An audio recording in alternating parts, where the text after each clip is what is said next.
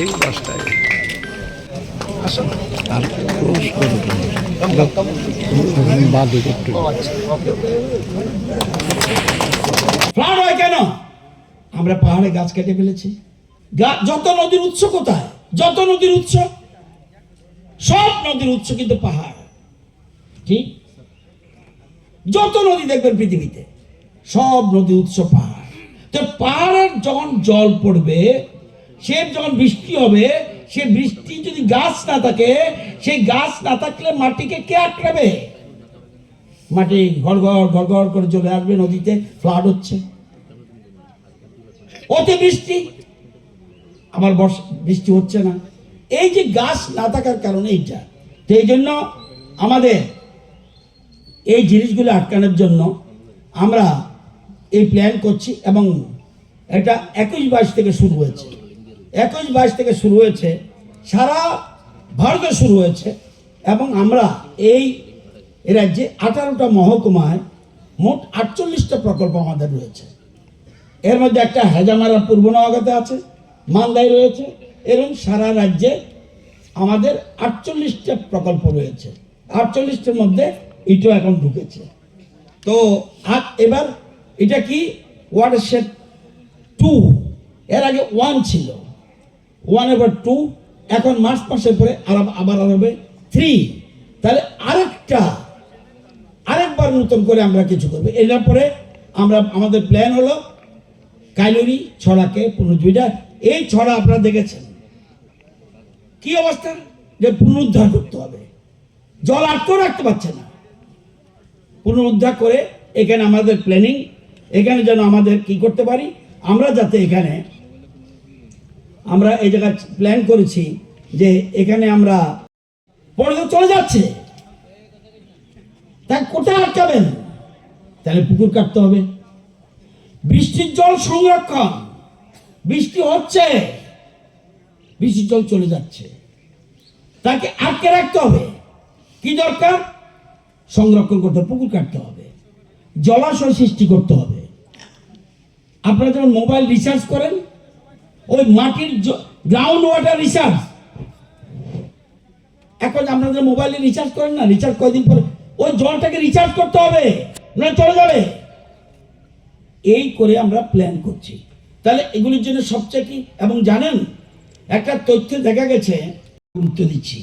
এবং আমি তো একটু আগে বললাম, কেবল অনেকে বলে মাটির জল তল আছে, ডিপ টিউবওয়েল ঢুকান না কেন? আপনি কি শুধু বাঁচলে চলবে? সরকারের কি সিস্টেম? সরকার চায় টেকসই উন্নয়ন। মানে কি টেকসই উন্নয়ন? মানে আমি খাবো, আমার ছেলে খাবে, আমার নাতি খাবে, আমার পতি খাবে, এটা করে টেকসই। আমি শুধু খেলাম, আগামী প্রজন্মের জন্য কিচ্ছু রেখে গেলাম না, এটার নাম ডেভেলপমেন্ট নয়, এটাকে বলে সাস্টেনেবল ডেভেলপমেন্ট, টেকসই উন্নয়ন। এটা হলো আসল কথা। সেই কাজটার জন্য আমরা আমাদের এলাকায় এটা করব, কাইলুরি করব, এবং বিজয়নগরে একটা বিরাট ছড়া আছে, এগুলিকে পুনরুদ্ধার করব। এই 3টা জায়গা আমরা করছি সারা রাজ্যে। আমাদের আগে কৃষি দপ্তরের ডাইরেক্টর ছিলেন আমাদের শরণদীপ বাবু, এখন এটার দায়িত্ব ওনাকে দিয়েছি স্পেশালি। মারাত্মক অভিজ্ঞতা রয়েছে, এবং কেরলে উনি বড় খুব ভালো ইনস্টিটিউশন, সেখান থেকে পাস করে এসে কৃষি ক্ষেত্রে একদম পাণ্ডিত্য রয়েছে। ওনাকে দায়িত্ব দিয়েছি, উনি রিটায়ারমেন্টে গেছে, কিন্তু ওনাকে দায়িত্ব দিয়েছে কি, কারণ নতুন হলেই হবে না, অভিজ্ঞতা থাকতে হবে। সেই অভিজ্ঞতার নিরিখে আমরা এলাকা চাষের ক্ষেত্রে বৃষ্টির জলের উপর নির্ভরশীল, তারা যদি জলকে ধরে না রাখতে পারে, তাহলে কৃষিকাজ সম্ভব না। আমরা একটা পরিসংখ্যানে দেখেছি যে হরিয়ানা, পাঞ্জাব, রাজস্থান, এরা মাটির নিচে যে জল আছে 100% তুলে ফেলে। এখন হরিয়ানা, পাঞ্জাব, রাজস্থান কিন্তু সংকটে পড়েছে, মাটির তলে তো জল নেই। আপনি তো ডিপ টিউবওয়েল করবেন, জল কোথায়? মাটির নিচে জল নেই। তারা প্রতি বছর 100% জল উঠে ফেলে। কারা? হরিয়ানা, পাঞ্জাব, রাজস্থান, তামিলনাড়ু। পশ্চিমবঙ্গ 52% তোলে, আসাম 15% মাত্র তোলে বছরে। আমরা আরো ভালো জায়গায় 9 পয়েন্ট সামথিং। তাহলে যদিও আমাদের রাজ্যে এখন পর্যন্ত ভূগর্ভস্থ জলের মাটির তলায় যে জল আছে এখন পর্যন্ত রিস্ক নেই, কিন্তু আগামী প্রজন্মের জন্য যদি এখন থেকেই আমি জল সংরক্ষণ না করি তাহলে কিন্তু সমস্যা দেখা দেবে। আগামী প্রজন্ম না খেয়ে মরতে পারে। সবচেয়ে বড় জিনিস কি? মঞ্চে দেখবেন একজন কৃষককে উঠিয়েছে। কেন? যত কিছু আয়োজন, সবাই মানুষ চায় আমরা যেন দুবেলা খেতে পারি।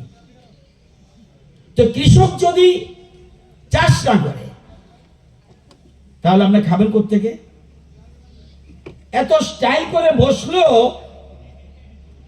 খাওয়া যদি তারা উৎপাদন না করে, ধান যদি না জন্মায়, সবজি যদি না জন্মায়, ফল যদি না জন্মায়, লক্ষ লক্ষ টাকা বেতন পেয়ে কি হবে? তাই প্রধানমন্ত্রী নরেন্দ্র মোদী সবচেয়ে বেশি গুরুত্ব দিচ্ছে কৃষকদের। এদিকে একদম জাতীয় সড়ক, ন্যাশনাল হাইওয়ে, এখান থেকে জাতীয় সড়ক থেকে পুরা ছড়াটাকে এরকমভাবে এনে এখান থেকে ওই মহাজনপাড়া অংশ পর্যন্ত পুরা এলাকাটাকে আমরা ওয়াটার শেড করব টোটাল।